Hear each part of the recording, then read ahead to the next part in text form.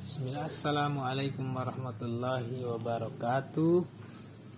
Nama saya Bayu Setiawan, kelas C Ilmu Al-Quran dan Tafsir, Fakultas Usuluddin dan Pemikiran Islam, UIN Sunan Kalijaga, Yogyakarta.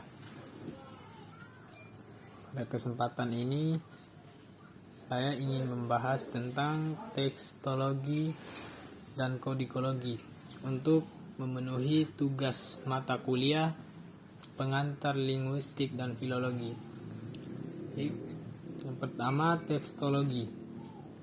Tekstologi sama halnya dengan kodikologi yang mempelajari seluk-beluk naskah atau kodeks.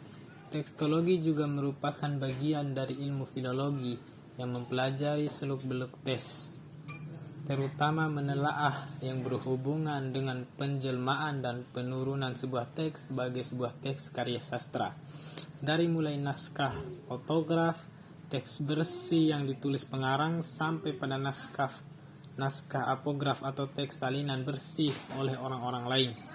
Proses terjadinya teks, penafsiran, dan pemahamannya. Dalam penjelmaan dan penurunannya, secara garis besar dapat disebutkan adanya 3 macam teks, yaitu yang pertama teks lisan atau tidak tertulis, kemudian yang kedua teks naskah tulisan tangan, kemudian yang ketiga teks cetakan. Dilihat berdasarkan masa perkembangannya, teks yang pertama adalah teks lisan. Teks lisan lahir dari cerita-cerita rakyat yang diturunkan secara turun-temurun dari generasi ke generasi melalui tradisi mendongeng. Teks lisan berkembang menjadi teks naskah tulisan tangan yang merupakan kelanjutan dari tradisi mendongeng. Cerita-cerita rakyat yang pernah dituturkan disalin ke dalam sebuah tulisan dengan menggunakan alat dan bahan yang sangat sederhana dan serta menggunakan aksara dan bahasa daerahnya masing-masing. Teks naskah tulisan tangan ini masih menjadi tradisional.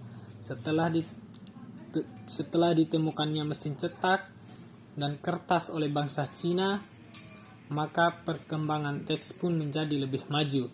Pada masa itu, orang tidak harus susah-susah menyalin sebuah teks, tetapi teks-teks sangat mudah diperbanyak dengan waktu yang tidak lama.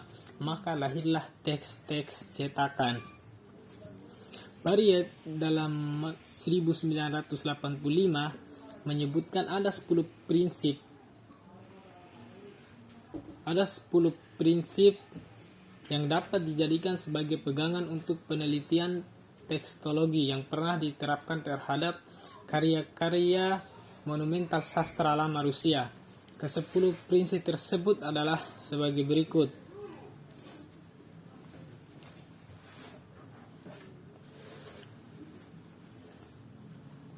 Yang pertama, tekstologi adalah ilmu pengetahuan yang menyelidiki sejarah teks suatu karya. Salah satu di antara penerapan yang praktis adalah edisi ilmiah yang bersangkutan. Penelitian teks harus didahulukan dari penyuntingannya, kemudian edisi teks harus menggambarkan sejarahnya, kemudian selanjutnya tidak ada kenyataan tekstologi tanpa penjelasannya. Secara metodis, perubahan yang diadakan secara sadar dalam sebuah teks atau perubahan ideologi, artistik, psikologis, dan lain-lain harus didahulukan daripada perubahan mekanis, misalnya kekeliruan tidak sadar oleh seorang penyalin. Kemudian selanjutnya teks harus diteliti sebagai keseluruhan atau prinsip kekompleksan dalam penelitian teks. Kemudian bahan-bahan yang mengiringi sebuah teks atau dalam naskah harus diikut sertakan dalam penelitian.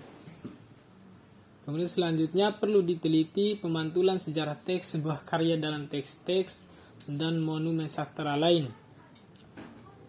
Kemudian pekerjaan seorang penyalin dan kegiatan skriptoria, sanggar penulisan atau penyalinan, biara atau madrasah tertentu harus diteliti secara menyeluruh. Kemudian rekonstruksi teks tidak dapat menggantikan teks yang diturunkan dalam naskah-naskah. Kemudian pembahasan selanjutnya adalah kodikologi. Kodikologi berasal dari kata Latin codex, atau bentuk jamaknya kodikes, yang di Indonesia diterjemahkan menjadi naskah. Kata kodeks atau codex menunjukkan adanya hubungan dengan pemanfaatan kayu sebagai alat tulis. Pada dasarnya kata itu berarti teras batang pohon.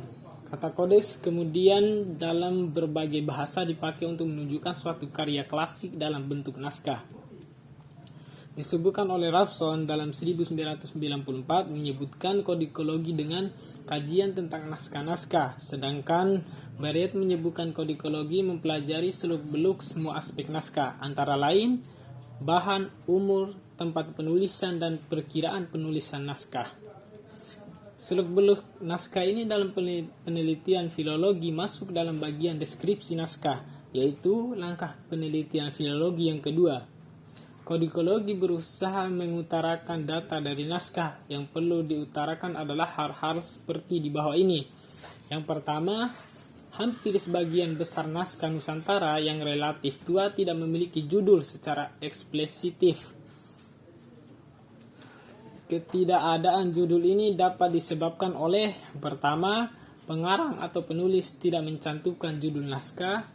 Yang kedua, penyalinan naskah lupa menyalin judul naskahnya pada salinannya.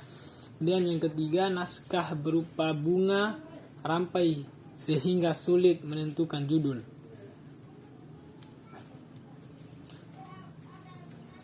Cara peneliti mengidentifikasi judul dapat dilakukan dengan dua cara. Cara pertama yaitu dengan membaca atau meneliti bagian teks yang menyebutkan secara langsung maupun tidak langsung. Kemudian cara kedua yaitu berdasarkan isi naskah yang bersangkutan, biasanya dikaitkan dengan tokoh atau latar cerita yang dikaitkan dengan tokoh cerita, misalnya Hakikat Hang Tuah Surah Amanat Muhammad. Kemudian yang kedua adalah nomor naskah. Kemudian yang ketiga adalah bahan naskah. Yang dimaksud dengan bahan naskah atau alas naskah ialah sesuatu yang dipakai untuk menulis teks, catatan atau karangan. Kemudian yang keempat adalah watermark atau cap air. Kertas yang didatangkan dari Eropa ini kadang-kadang dapat membantu untuk memberi petunjuk perkiraan umur naskah, terutama pada naskah yang tidak tercantumkan waktu penulisannya. Hal ini terjadi karena adanya atau lambang pabrik yang membuat kertas. Lambang itu disebut cap air atau watermark. Lambang ini membayang pada kertas apabila direntangkan pada sinar atau cahaya. Kemudian yang kelima, tempat penyimpanan naskah. Tempat penyimpanan naskah di sini yang dimaksudkan adalah perpustakaan atau museum tempat penyimpanan naskah, misalnya PNRI, Sunobudoyo, Reksopustoko, dan lain-lain. Adapun naskah yang tersimpan pada pribadi dituliskan nama pemilik naskah yang bersangkutan. Kemudian yang keenam adalah asal naskah. Kemudian yang ketujuh adalah keadaan naskah. Yang dimaksud dengan keadaan naskah ialah keadaan wujud fisik naskah itu. Biasanya untuk menggambarkan ini dipakai istilah utuh, tidak utuh, baik atau rusak. Kemudian yang kedelapan, ukuran naskah. Ukuran naskah mencakup ukuran lembar kertas dan ukuran teks. Ukuran dinyatakan dalam centimeter atau sentimeter. Bahan naskah bisa berupa kertas, bambu, lontar, dan lain-lain. Kemudian yang ke-9 adalah tebal naskah.